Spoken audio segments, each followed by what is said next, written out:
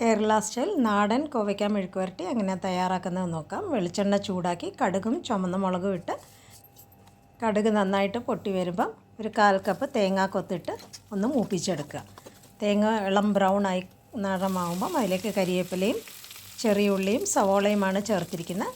ചെറിയ ഉള്ളി മാത്രമാണെങ്കിൽ അതിട്ട് ഒന്ന് വഴണ്ട് വരുമ്പോൾ അതിലേക്ക് ചതച്ച മുളക്, കായപ്പൊടി, ചതച്ച പെരിഞ്ജീരകത്തിൻ്റെ പൊടി, മഞ്ഞൾപ്പൊടി, മുളക് പൊടി ഇതൊക്കെ അവരവരുടെ ടേസ്റ്റ് അനുസരിച്ച് എരിവ് കൂട്ടുകയോ കുറയ്ക്കുകയോ ചെയ്യാം.